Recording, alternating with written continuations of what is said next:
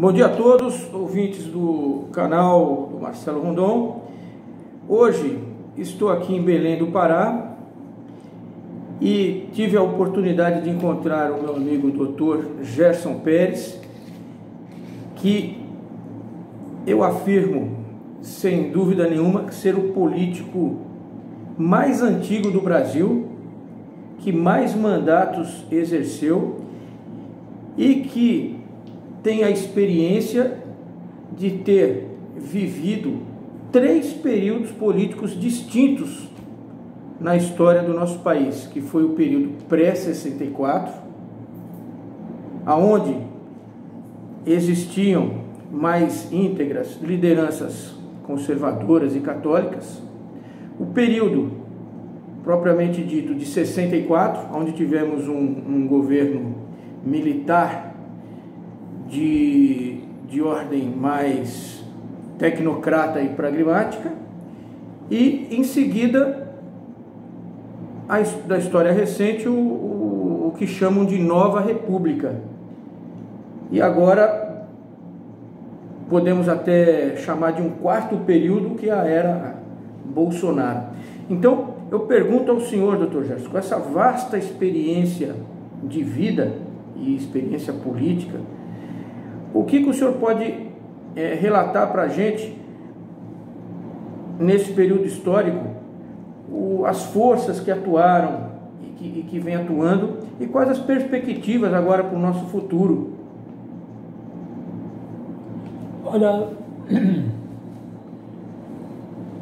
primeiro quero cumprimentá-lo pela promoção merecida e valiosa que o Exército acaba de dar, passando a ser não mais major e agora tenente-coronel do glorioso Exército Brasileiro. E me dar a honra de eu poder conversar um pouco com você sobre temas tão importantes e diferentes na história política do país. Eu realmente não nasci político, eu nasci numa cidade de Cametá, no Pará, e fui estudar o primário também na minha terra. Depois me desloquei para fora do estado, do país, para estudar para padre, 8 anos. Minha formação se solidificou basicamente nesse período muito longo do seminário e que deu uma valorização intelectual e eclética em vários setores, de apreciação, de avaliação, de planificação das situações que eu iria viver, não mais como um padre, pois não tinha vocação para uma sublime missão, e também não ser possível eu, pelo celibato, ser padre, não constituir uma família, ter meus filhos e ter uma paz de espírito, assim, sem ficar cometendo erros e equívocos na minha formação. Escolhi logo depois a política como uma missão também, uma vez que a política, além de ser uma ciência e uma arte que reúne nas pessoas uma oportunidade de valorizar o bem-estar social das criaturas humanas, ela também é missionária, ela é também religiosa, ela também é ética, ela tem moralização também. Então, achei que eu poderia prestar muitas assistências nesse campo, né, na atividade pública. Me inscrevi no PTB. No PTB perdurei apenas uns 4 anos, 6 anos mais ou menos. Fui candidato a deputado estadual em 1954, não me elegi, fiquei na primeira suplência. Depois, em 58, me elegi, e em 1962 elegi pela UDN. No PTB, sofri uma decepção, não de parte ética, mas de parte ideológica, não é? Uma facção dele convergiu para o lado esquerdo, e também esse lado esquerdo que para mim é utópico, não acredito nele, não acredito em lado direito também, acho que é utópico, são utopias, não definem nada, não é? Me considero um homem de centro, de equilíbrio entre as coisas. A política exige muito equilíbrio para definir situações legais, constitucionais, etc. Então, na UDN, aprendi com os homens públicos de renome, né? Podia citar vários, vou citar aqui alguns que me deram muito boa impressão: Milton Campos, Prado Kelly, não é? Outros, Carlos Lacerda, não é? E outros tantos que dignificaram o partido e trabalham sob uma égide de moralização de costumes políticos. Não é? E o Brasil começou a ser perturbado de novo para a busca de uma solução de problemas que sempre perseguiam a carreira política desde o Império para cá. Todas as agitações sempre tinham uma causa fundamental, sempre foi a corrupção no serviço público. Havia o lado apaixonante da política também, que contaminava os fuxicos, as intrigas, não é?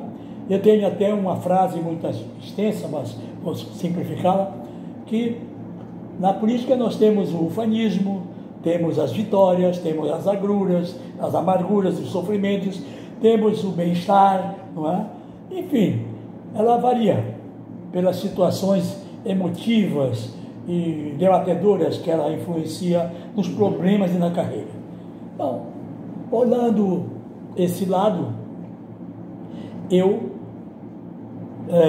combati, resolvi abraçar o que afetava o meu ex-PTB, né? Estava se socializando, não é? Estava abraçando a carreira comunista. Havia uma vontade da União Soviética tomar um país ou vários países da América Latina. Conseguiu Cuba, está até hoje com o comunismo, e tentaram logo o maior da América Latina, que era o Brasil, né? E o Brasil mantinha o Partido Comunista Brasileiro, doutrinado em Moscou, através do presidente do partido aqui, Carlos Prestes, né? Ele era um homem que se formou com a teoria da materialização do homem e da socialização da matéria. Iria introduzir a centenária ditadura que introduziu na União Soviética e que matou mais de 40 milhões de pessoas. Bem, isso tudo são histórias que antecederam a minha carreira política, né? E em 64 o Brasil estava agitado por essa corrente que queria dominar o país, o comunismo.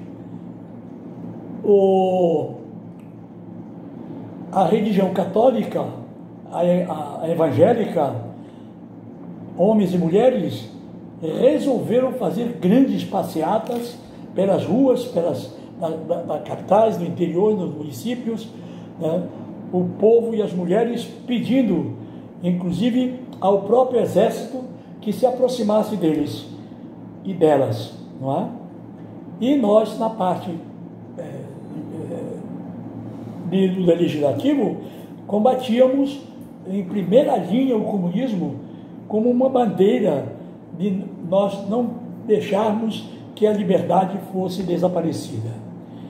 E a característica do Exército Brasileiro é sempre ligada, quando ele participa da socorro para uma movimentação contrária, ele adota, ao mesmo tempo,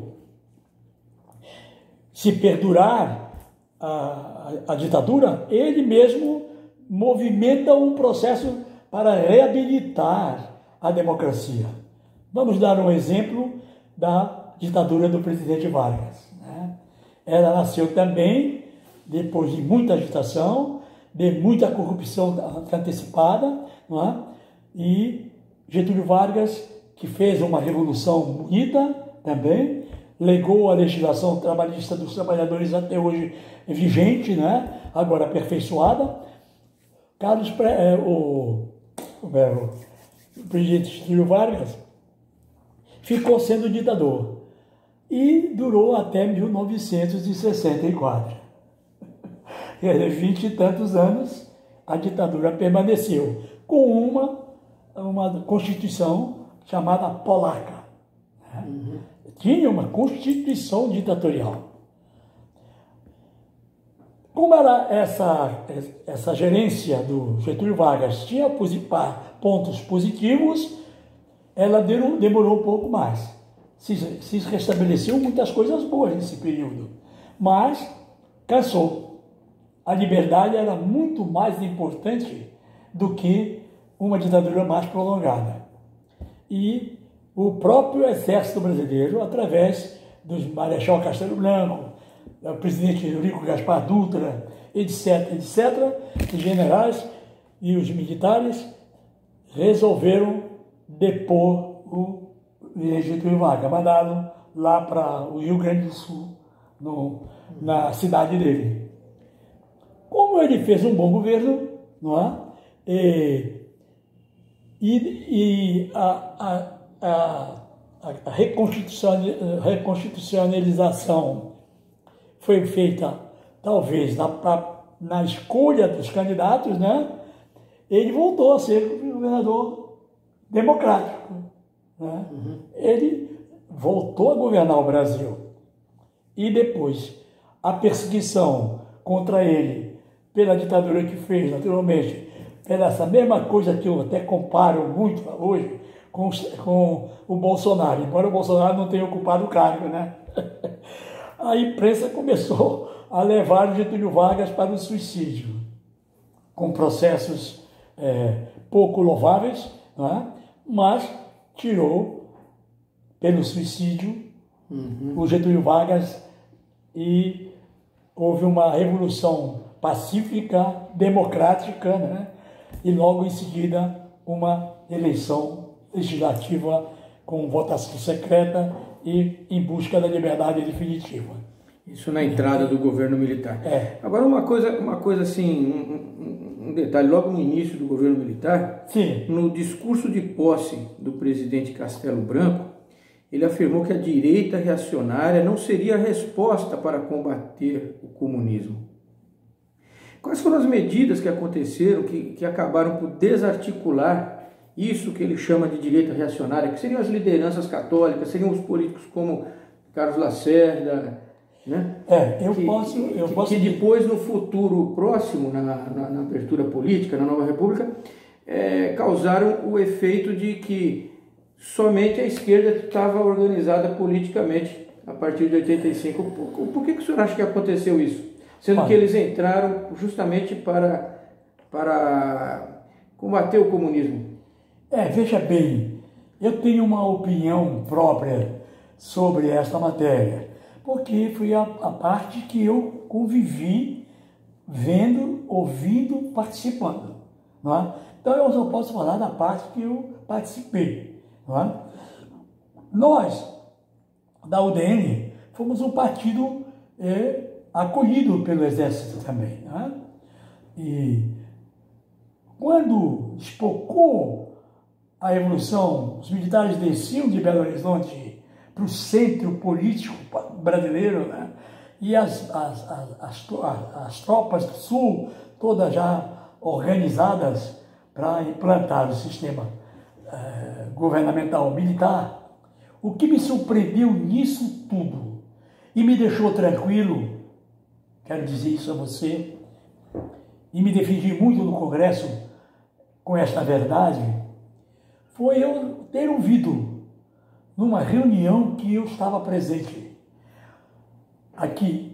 Eu era muito estimado pelo senador Jarbas Passarinho, que era um militar de escola intelectual, moralizado, competente, né?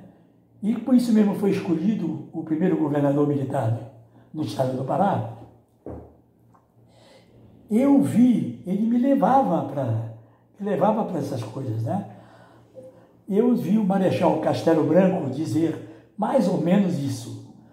Ele dizia que vamos ter que suspender a liberdade do povo brasileiro por 2 anos e fração de tempo. Nunca me esqueci disso, né? De tempo. Mas restabeleceremos o direito à liberdade ao povo brasileiro, mas impedindo assim, foi esse processo que o comunismo não pudesse prosperar para destruir nossas tradições democráticas e cristãs, né? Mais ou menos isso, ele botou a religião pelo meio. Bem, quando ele disse isso, eu digo, este velho salvou a pátria. Porque se os militares tivessem demorado menos, que você colocou em mim uma pergunta séria e de difícil resposta, né? Eu acho, para defender a Revolução de 64, um dos grandes argumentos está neste episódio, nas boas intenções dos militares que deram o golpe de Estado. Las deram e restabeleceram e provaram com uma carta de reconstitucionalização aprovada pelo Congresso Nacional. Porque a intenção deles estava completamente comprovada no momento em que eles fizeram um direito o capítulo fundamental da Constituição de 67, ela é precioso. É só ler para ver que ali tinha realmente o conteúdo das boas intenções de fazer uma democracia perseverante. Não é? Agora, qual a causa do descontrole?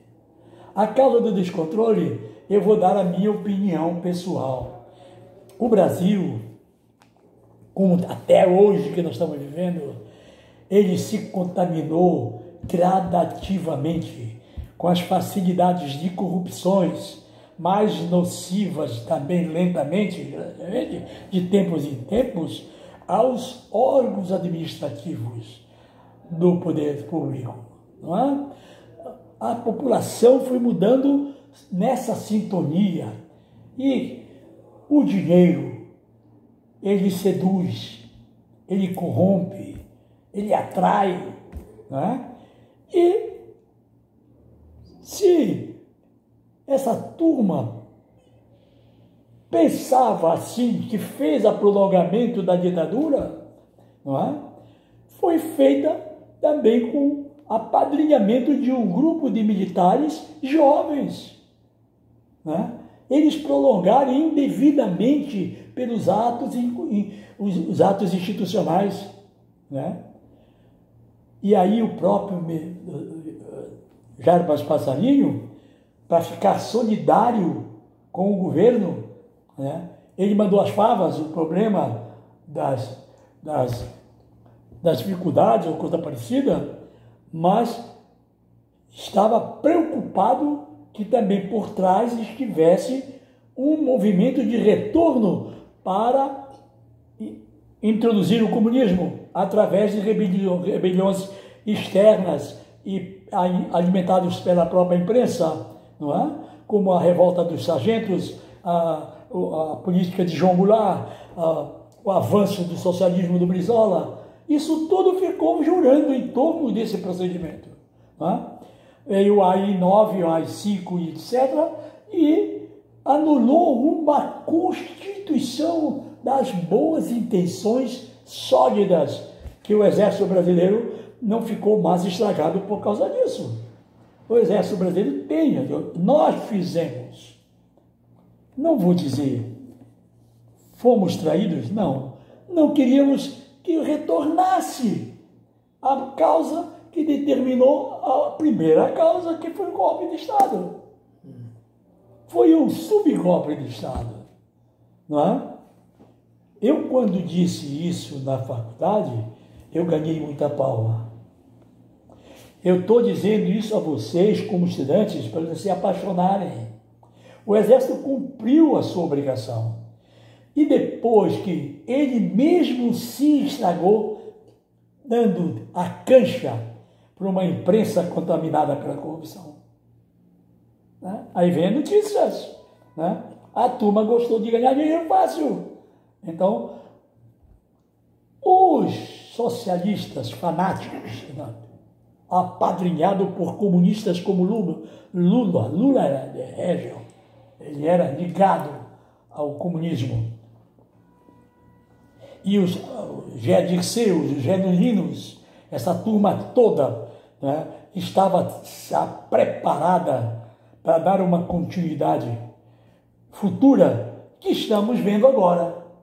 Que foi o que aconteceu e o que gerou de novo na população brasileira um despertar. Isso. Que causou a eleição do Bolsonaro. O Bolsonaro foi meu colega de turma, dou um depoimento a favor dele. Já dei para várias palestras que eu fiz. O Bolsonaro é um homem honesto, é um cara sério, tem coerência ética, tem coerência democrática, tem coerência religiosa cristã. Ele é coerente. Agora, ele tem um pequeno defeito, mas quem não tem, jogue a primeira pedra. Ele é impulsivo, mas a impulsividade dele, muitas vezes, acerta de cara nas más intenções do que querem fazer com o governo dele. Esse é o fato. Então, o que está acontecendo? Você pega uma folha de São Paulo, como esta de domingo. Um acidente aqui, mas já acertamos aquele outro aqui. Como esta de domingo, não é? Por essa de domingo, você vai ver, é porrada em cima dele. Fuxico, intriga, insinuações. Até um cientista desses que foi entrevistado pela Folha de São Paulo não deu a resposta à pergunta da menina, que achou que ela estava querendo levar o que estava analisando para o lado negativo, para tentar a gente nota né? Um jogo de forças muito grande. Sim. Tentando bloquear aquilo que ele quer cumprir as suas promessas de campanha, Sim. Corrigindo essas falhas de corrupção, cumprindo os anseios do povo brasileiro. Aí entra a minha última pergunta aqui, doutor Gerson. Essas forças, essas elites que estão lutando contra o sucesso do governo Bolsonaro, o senhor acha possível a união do povo, agora que se organiza para uma mega manifestação agora dia 26, esse apoio popular, até que ponto ele é fundamental para fortalecer o governo Bolsonaro, ele como presidente, contra essas elites da mídia, das estatais, todo esse pessoal que quer manter a corrupção contra essas mudanças que ele prometeu fazer e está lutando para concluir. Eu acredito que haverá muita gente, não é? Mas o senhor acha que isso é um elemento fundamental para fortalecer a sua liderança? Não, eu acho que essa disputa não dá esse resultado imediato. Mas, se Bolsonaro está convencido de que pode dar, quem não arrisca, não petisca. Ele pode fazer uma outra mensagem paralela de confronto. Aí ele fica fortalecido. Ele tem o lado positivo dele. Não é? Não sei quem é que inventou essa coisa que vai ser testado daqui a poucos dias. Não é? Eu estarei presente nela. Todo mundo que tiver consciência, nós estamos lá. Não tem conversa. Mas eu acho que os jornais perderam muita substância nisso. Né? Lá em São Paulo, talvez a Folha de São Paulo goze mais de esculhambar todo dia, né? Povo mais rico, né? Com mais dinheiro. Mas acho que é uma disputa que pode dar certo e pode não dar certo. O fato mais importante é estar com um pé na frente e outro atrás. Eu sempre digo, quando o Bolsonaro formou o governo dele, ele montou a estratégia dele de segurança. Se democracia tem liberdade, ela precisa de segurança. A segurança é o patrimônio histórico das garantias da liberdade, dentro da lei e da Constituição. Bem, e ele botou dentro do governo dele pontos básicos e fundamentais.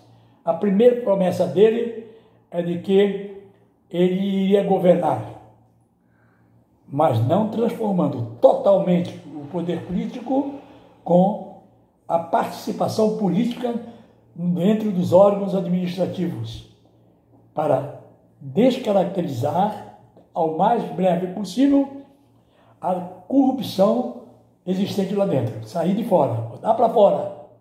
Então, se ele continuar a fazer isso, ele vai recuperar muito bem, como disse aqui ontem uma senhora, né, que veio aqui me visitar, tiveram duas pessoas até ilustres aqui, não é?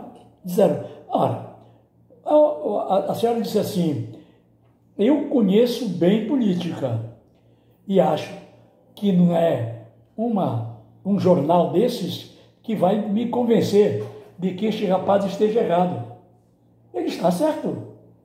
Ele não pode consertar o que está errado em 5 meses, quando foi destruído em 10 anos, 15 anos. Mais, né? Muito mais, 20 anos. 20 anos. Bom, bem, então, eles ainda estão como em determinado grupo porque roubaram muito. E acham que esses homens voltarem e vão ter as mesmas regalias. Mas isso não vai acontecer. Tenho certeza absoluta. Não vai acontecer. Tem muita gente preparada para isso. Para enfrentar isso, viu? Eu acho que a Constituição está sólida e também o Bolsonaro não foi nada impulsivo aí. Ele foi pulsivo aí. Foi consciente. Consciente, porque ele botou generais primorosos. Generais que serviram a ditadura contra a vontade. Né? Eles achavam que depois que fizeram, eu conheço vários deles, um deles falou comigo, ligado até, queria me lembrar agora o nome dele, ele é muito ligado a esse Vilas Boas. O Heleno? Hein? Heleno? O Heleno. Esse Heleno, o velhinho. Que já foi comandante aqui da Amazônia. É esse.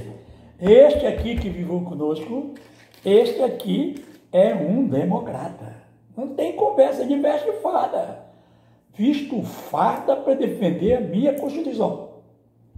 Então acabou. Quando o Bolsonaro se sentir que está fraco, ele vai procurar os generais da ativa que estão com ele e diz, olha, vocês querem a ditadura ou querem a democracia? Claro, vocês têm que decidir isso. Eu estou aqui atacado, vilipendiado e desmoralizado, o que valemos? Essa hora pode chegar. Não se iluda. De 30 em 30 e poucos anos, o Brasil, 30, 28, né, sempre teve uma ditadura. Pode se repetir isso. Eu não acredito, eu pedindo a Deus até, não acredito mesmo, que não vai haver conciliação sem a Constituição. E já foi, ontem, praticamente, já desmoralizaram toda aquela realização da reforma provisória. Não sei se tu viste na televisão. Ontem a turma disse, não tem nada disso. Não vamos mexer com a tese que está lá. Vamos discutir o que vamos poder emendar, o que for possível. Falaram já E já estão concordando um pouco mais, né? Vão muito mais. O próprio presidente que estava incorrendo já numas besteiras, falando umas besteiras, ele ontem falou duro. Ninguém vai botar substitutivo a matéria está aprovada. Regimentalmente, não tem dúvida. Quando se vai mexer na Constituição, se houve a Comissão de Justiça, não é só de Justiça, e leis. Ora, Comissão de Constituição, Justiça e Leis, então, está definido que aquela matéria, ela é plausível, ela pode tramitar no Congresso. Aí veio um bestalhão lá de São Paulo, fanático, querendo botar um substitutivo. Ah, mas peraí. Então vai querer protelar o prazo da reforma tributária. Claro, é o que ele quer, protelar. Então tem que pegar esse substitutivo e mandar para a Comissão de Constituição e Justiça, para ver se ele é constitucional. Um novo decreto sobre um decreto já analisado. Tenho minha dúvida. É uma ilegalidade regimental. Isso para reforma da Constituição. Da lei, não. A da lei vai fazer uma lei, pode substituir. Mas uma Constituição ser substituída, um projeto de Constituição ser substituído depois de aprovado como constitucional, aí está errado. Eu acho, claro. Juridicamente acho. Está errado. Não é? Mas foi bom o nosso papo. Muito bom, doutor Gerson. Não é? Eu te agradeço muito e também quero te convidar. Não é? Não deixa de vir ao Pará. Com e certeza. Vamos conversar agora no almoço um pouco mais sobre aquele nosso plano. Vamos fazer o nosso plano também. Nós temos cabeça. Estão jogando fora muita cabeça boa aqui. Né? Estamos dando muito bestalhão para resolver problema político aqui. Vamos lá. Né? Então tá bom, caros ouvintes, muito obrigado pela atenção. Aqui nos despedimos. Estamos aqui com o Dr. Gerson Pérez. E muito obrigado pela audiência. Até a próxima. Qualquer comunicação podem deixar mensagens que nós responderemos com todo prazer.